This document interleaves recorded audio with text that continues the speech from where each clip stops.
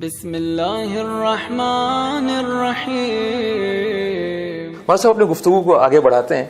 اب میں آپ کو بالکل ایک اسپیسیفک اگر سوال کروں کہ ایک لڑکا ہے، وہ ظاہر ہے کہ اپنی شریک حیات کا انتخاب کرنا چاہتا ہے، آپ کیا کچھ موٹے پوائنٹس یا کوئی جو اسلام نے کوئی گائیڈ لائنز دی ہوں کہ ان 4 5 6 7 چیزوں کا اس کا خیال رکھنا چاہیے جب وہ اپنے شریک حیات کے انتخاب کے لیے جاتا ہے، ایک لڑکے کو جو اپنے شریک حیات کا انتخاب کرنا ہے؟ اچھا، بڑا اچھا سوال ہے شاہد۔ بات میں آپ کو ایک چھوٹا سا قصہ سناؤں۔ انہیں ایک بہت ہی بزرگوار عالم دین، تو انہوں نے قصہ سنایا تھا ایک بہت ہی بزرگوار عالم دین کے ساتھ کہ انہوں نے سنایا تھا ظاہراً قصہ کہ بھئی ایک بزرگوار عالم دین کے بعد ایک شخص گیا کہ کہنے لگا مولانا میں ایک لڑکے سے شادی کرنا چاہتا ہوں، وہ لڑکی بڑی اچھی ہے، بڑی دیندار ہے، بہت مذہبی ہے، اس کی ایک نماز شب قضا نہیں ہوتی، وہ مختلف مدارس میں پڑھاتی ہے، اس کا حجاب ایسا، اس کی نماز ایسی، اس کا روزہ ایسا، اور اتنا ٹائم وہ مدرسوں میں، مطلب یہ ساری باتیں جو ایک ہم دینداری کے حوالے سے بات کرتے ہیں۔ تو مولانا ساری سنتے رہے، اور پھر جب اس آخر نے کہا کہ مولانا میں اس سے شادی کرنا چاہتا ہوں، بتائیے آپ کیا مشورہ دیں گے، میں کروں یا نہیں کروں؟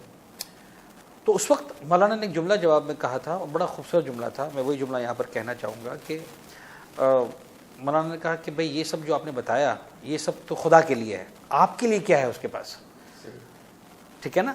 اور پھر انہی مولانا نے ایک جملہ کہا تھا کہ اگر ان ساری باتوں کے ساتھ اگر صرف اس کے اندر ایک عیب ہے کہ وہ چڑچڑی خاتون ہے، اور وہ مثال کے طور پر جو ہے وہ اپنی ساری نماز روزہ عبادت دعا مجلس اور درس اور اس کے اندر وہ آپ کو چڑچڑے بن کا مظاہرہ کرے اور وہ آپ کے لیے ایک کپ چائے بنانے کو تیار نہ ہو، تو آپ کی زندگی عجیرن ہو جائے گی۔ ایک شاید فرانسیسی یا اٹلی کی کہاوت تھی کہ بے وقوف ہے وہ انسان جو صرف چہرہ دیکھ کر پوری عورت سے شادی کر لے۔ یہ ایک بڑا اچھا جملہ تھا اور بڑا اچھا لگا۔ یوزلی ہوتا یہ ہے کہ ہم سے مراد آج کا نوجوان جو ہے وہ صرف چہرہ دیکھ کر بعض اوقات یا ظاہری حسن کو دیکھ کر پوری کی پوری وجود سے شادی کر لیتا ہے۔ اسلام کی جو گائیڈ لائنز ہیں اس معاملے میں، سب سے اہم چیز جس کی طرف اہل بیت اطہار نے اپنی روایات میں ہم کو بتایا، گائیڈ کیا ہے، وہ یہ ہے کہ جب کسی لڑکی کو ڈھونڈنا چاہو، چوز کرنا چاہو، تو سب سے پہلے یہ دیکھنا ہے کہ اس کا اخلاق کیسا ہے، صحیح، کتنی خوش اخلاق ہے وہ لڑکی، اور ظاہر سی بات ہے کہ اگر اخلاقی معیار پر وہ پوری اترتی ہے، اور اخلاق میں اگر خوبصورت اخلاق کی مالک ہے، سمجھدار ہوئی، تو وہ پورے گھر کو جنت بنا دیتی ہے۔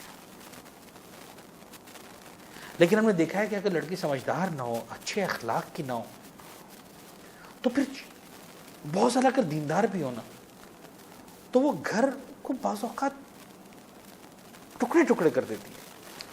تو دین، یعنی دین سے مراد حقوق اللہ کی جتنی باتیں ہیں، دین اور دینیات اور آخرت کی ساری باتیں، اس کا ڈائریکٹ تعلق اللہ کے ساتھ ہے۔ ایک انسان نماز پڑھ رہا یا نہیں پڑھ رہا، اس کا تعلق خدا کے ساتھ ہے۔ وہ باحجاب ہے یا نہیں ہے، اس کا تعلق خود معاشرے کے ساتھ بھی ہے۔ لیکن اگر وہ گھر کو جنت بنا سکتی ہے، اگر واقعاً وہ سمجھدار ہے۔ 2 چیزیں ایسی ہیں جن کا نام لے کر کہا ہے اہل بیت کی روایتوں میں کہ بابا ان دونوں میں سے کسی چیز کو معیار مت بنانا، اور یہ کہہ کر انکار کیا گیا ہے کہ ان میں سے اگر کسی کو معیار بناؤ گے تو امام گویا ایک طرح سے گارنٹی لے رہے ہیں کہ تم کو نہیں ملے گی دونوں چیزیں۔ اچھا، ہاں، اور اتفاق کی بات ہے کہ ہمارے یہاں انہی 2 چیزوں کو معیار بنایا جاتا ہے سب سے زیادہ۔ نمبر 1 حسن، نمبر 2 دولت، سٹیٹس، خاندان، کہ صاحب لڑکی جو ہے مالدار ہونی چاہیے اور لڑکی خوبصورت ہونی چاہیے۔ معصوم فرماتے ہیں کہ اگر تم خوبصورتی اور دولت کو دیکھ کر شادی کرو گے تو گویا امام نے فرمایا کہ میں تم بتا رہا ہوں کہ تمہیں کچھ نہیں ملے گا، دونوں میں سے الٹیمیٹلی کچھ نہیں ملے گا۔ صحیح۔ اور جہاں تم دین اور اخلاق کو دیکھ کر شادی کرو گے تو امام کہتے ہیں میں وعدہ کرتا ہوں کہ تمہیں حسن بھی ملے گا اور تمہیں جو ہے وہ دولت بھی ملے گی۔ اللہم صل علی محمد و آل محمد۔